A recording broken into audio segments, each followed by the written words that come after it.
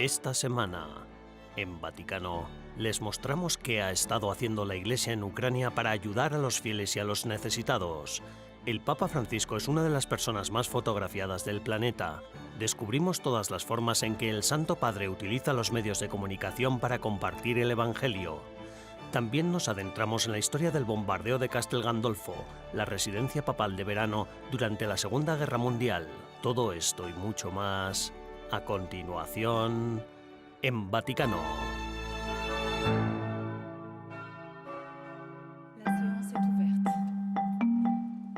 Al poco de que Francia anunciara su decisión de incluir el aborto como un derecho en su constitución, la Academia Pontificia para la Vida del Vaticano reaccionó emitiendo una declaración de apoyo a los obispos franceses. Anteriormente, la Conferencia Episcopal Francesa había subrayado que el aborto sigue siendo un atentado contra la vida. No debe considerarse solo desde la perspectiva de los derechos de la mujer. El arzobispo Vincenzo Paglia es el presidente de la Academia y, en su declaración, recordó a los legisladores franceses la Declaración Universal de los Derechos Humanos, que protege la vida en todas sus etapas. Francia es signataria de dicha declaración. Ogni vita umana è única e irrepetible. Citando las palabras de marzo de 2020 del Papa Francisco, la declaración de la Academia explica que la defensa de la vida no es una cuestión ideológica para la Iglesia, sino una realidad humana a la que están llamados todos los fieles. En una entrevista, el arzobispo Paglia pidió más colaboración para proteger la vida en todas sus etapas. Tenemos que trabajar juntos para que la vida sea siempre custodiada, preservada, defendida y promovida. En este sentido, espero un consenso en defensa de la vida más débil, que sea siempre protegida por todos nosotros. En su declaración, el arzobispo Paglia y la Academia citan al Papa Francisco cuando nos recuerdan que defender la vida está relacionado con una actitud de solidaridad, cuidado y aceptación, que todos somos responsables de transmitir a la siguiente generación.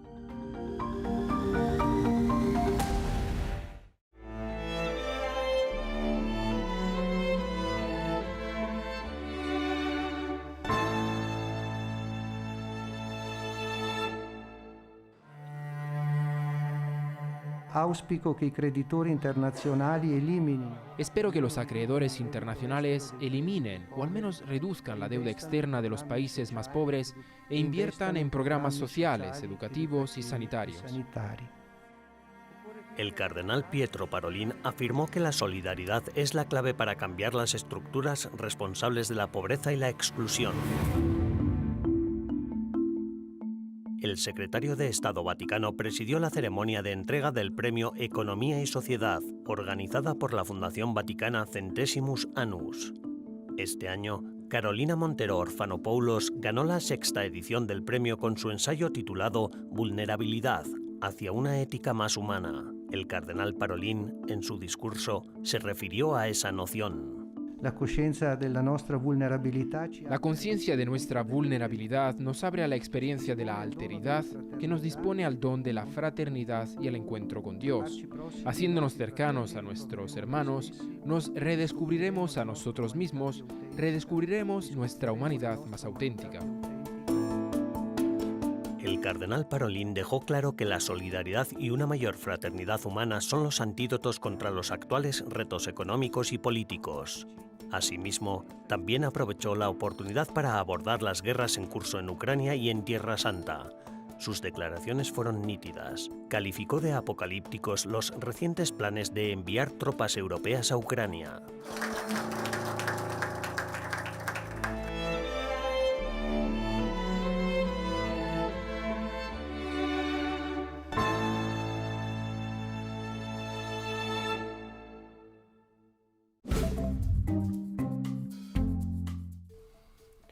Hola y bienvenidos al Vaticano Update de esta semana, las noticias más importantes del Santo Padre y del Vaticano. En un encuentro con una organización francesa que lleva a cabo una investigación sobre las vocaciones, el Papa Francisco advirtió sobre la ideología de género, calificándola como el peligro más feo que anula las diferencias y que borrar las diferencias es borrar la humanidad. El Papa Francisco pidió que Israel y Palestina lleguen a un acuerdo de un alto al fuego inmediato en Gaza. En su discurso dominical del Ángelus, el Papa hizo una petición especial para el acuerdo de liberación de los rehenes y que se permita a los civiles el acceso a la ayuda humanitaria. El canciller alemán Olaf Scholz se reunió con el Papa Francisco en el Vaticano. Tras la audiencia, Scholz dijo que hablaron de los grandes retos y problemas de nuestro tiempo, como la guerra en Ucrania y en Gaza, y según la oficina de prensa del Vaticano, también se subrayó la importancia de la fe cristiana en la sociedad alemana. Las restricciones a la misa tradicional en latín no afectarán a la fraternidad sacerdotal de San Pedro. Durante una audiencia privada con la fraternidad, el Papa Francisco se lo confirmó al superior general, padre Andrzej Komorowski. La carta apostólica Traditionis Custodes había suscitado debates sobre la aplicación de la carta en relación con la comunidad, que solo celebra la misa tradicional en latín. Cada año, en víspera del segundo domingo de Cuaresma, se presentan a los fieles la Santa Lanza en la Basílica de San Pedro. La reliquia, también conocida como la Lanza de Longinos, ocupa un lugar importante en la tradición cristiana. El Evangelio de Juan proporciona la única referencia bíblica, relatando que un soldado romano, llamado Longinos, en la víspera del sábado a la muerte de Jesús, le atravesó el costado con una lanza, brotando sangre y agua. Gracias por ver el Vaticano Updates de esta semana. Daniel Ibáñez para EWTN Vaticano.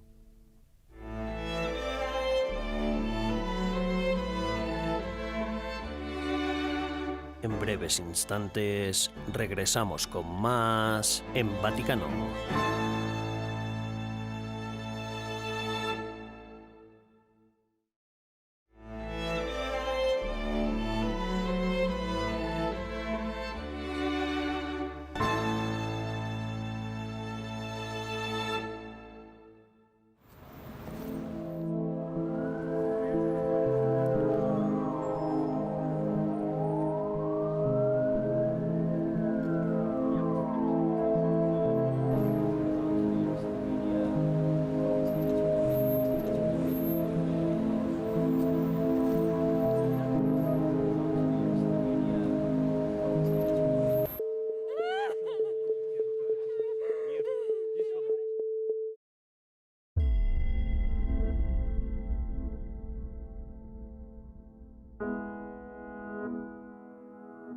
We believe that God does not want this. Creemos que Dios no quiere esta guerra, que Dios no quiere este sufrimiento, estas muertes, que quiere la paz. And he wants this peace.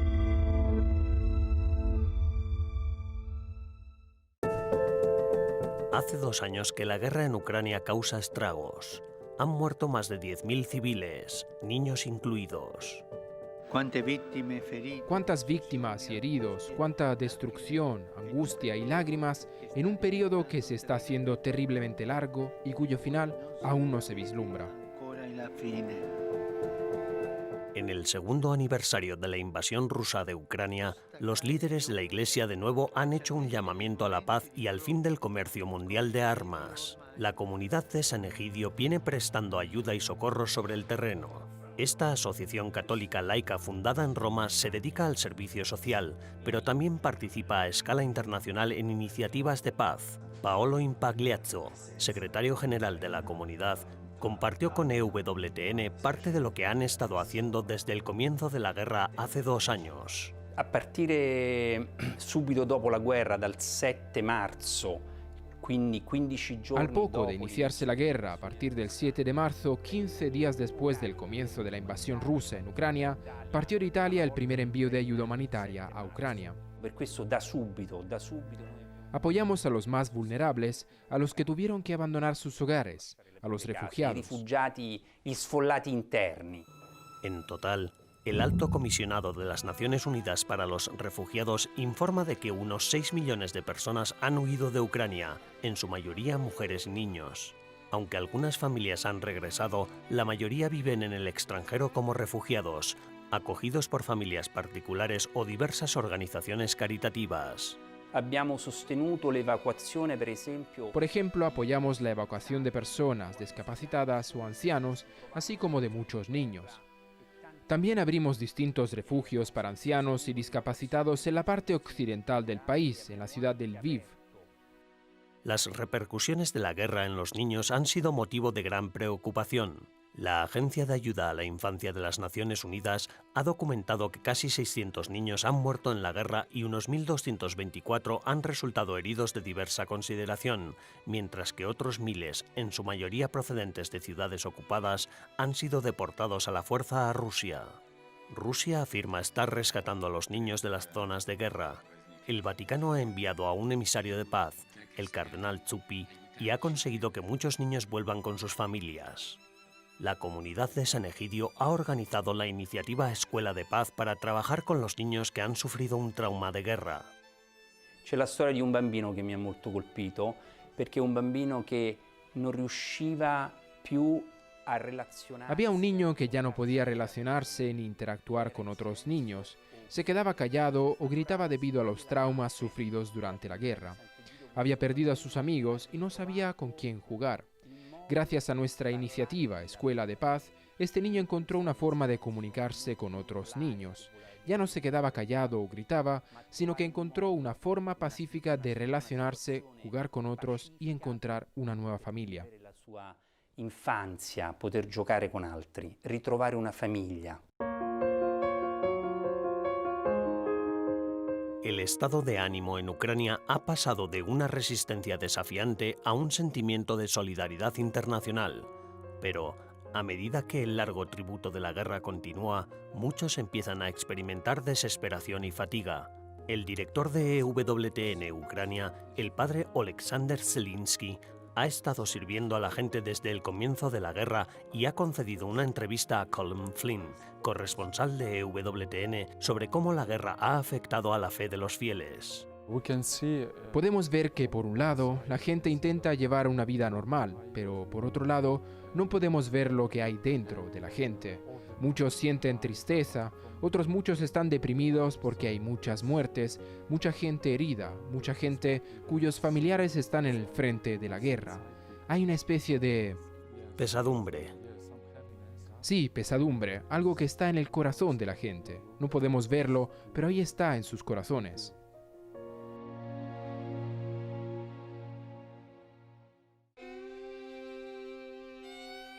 También la Orden de Malta, otra organización católica, ha prestado ayuda humanitaria directamente sobre suelo ucraniano.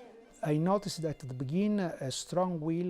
principio noté una fuerte voluntad de la población de defender sus territorios, sus hogares, su vida, su estilo de vida. Y me gustaría subrayar que todavía en este momento, después de 2 años de guerra, se puede ver la preocupación de la gente. Siguen preguntándose que cuándo se encontrará una salida, cuándo acabará la guerra.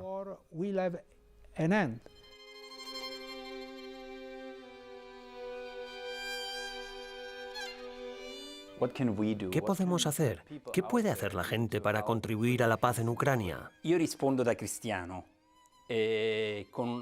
Respondo como cristiano y por tanto, creo que el primer trabajo, lo digo de verdad, el primer trabajo es el de rezar. Hay necesidad de invocar la paz de Dios. Muchas veces los hombres no saben darse la paz. Hay que pedirla, hay que invocar la paz. bisogno di chiederla, dobbiamo invocare la pace.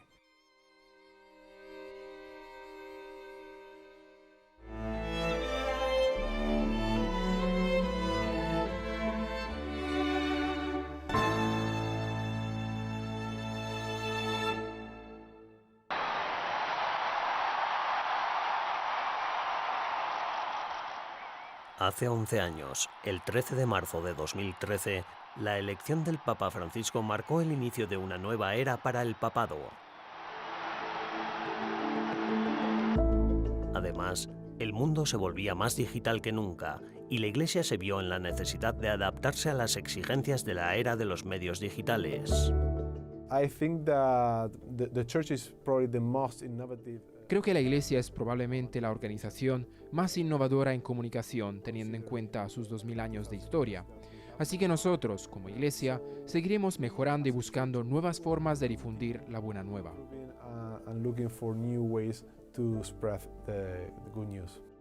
En 1931, Pío XI fundó la emisora Radio Vaticano. Por primera vez, personas de todo el mundo pudieron escuchar la voz del sucesor de Pedro a través de la radio. Quello che l'occhio non vede e che la mano non raggiunge. Casi 50 años después, el Papa Juan Pablo II fundó la televisión vaticana CTV. En 2005, el cardenal Joseph Ratzinger fue elegido papa. Comenzaba la era de Internet. Y el 12 de diciembre de 2012 se convirtió en un día histórico en la historia mediática de la Iglesia. Benedicto XVI fue el primer papa en escribir un tuit. Francisco, como nuevo papa, no solo asumió la cátedra de Pedro en 2013, sino también la cuenta de Twitter de Benedicto. Daniel Arasa, que trabaja como consultor de comunicación para el Vaticano, ha seguido la evolución de la estrategia de comunicación del Papa. La explosión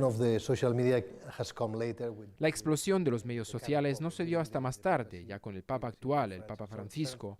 La continuidad del uso de los medios de comunicación y de los medios sociales se ha elevado al siguiente nivel en el sentido de que el Santo Padre, su séquito y las personas que lo ayudan decidieron transmitir la visión y las enseñanzas del Papa a través de todos los diferentes medios de comunicación.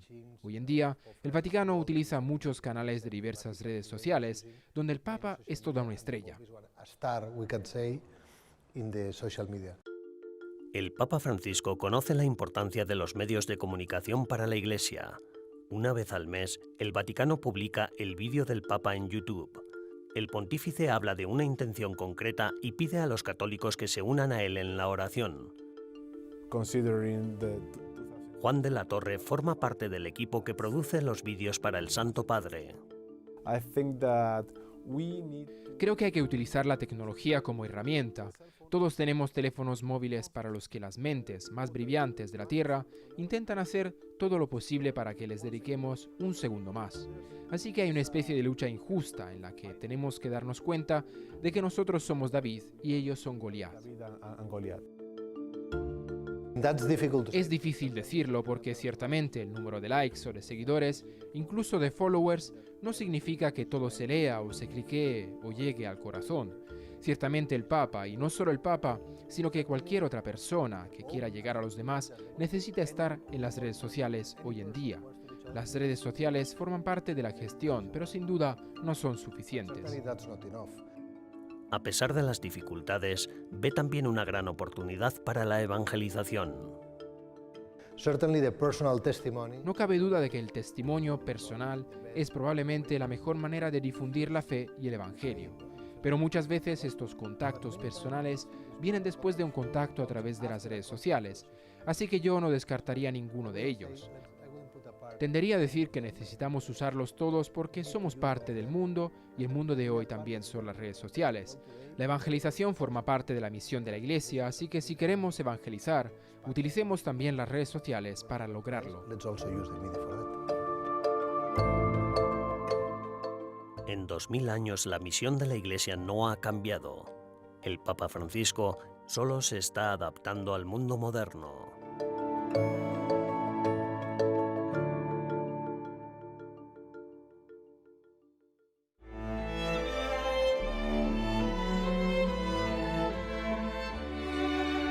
Tras una breve pausa, regresamos con más en Vaticano.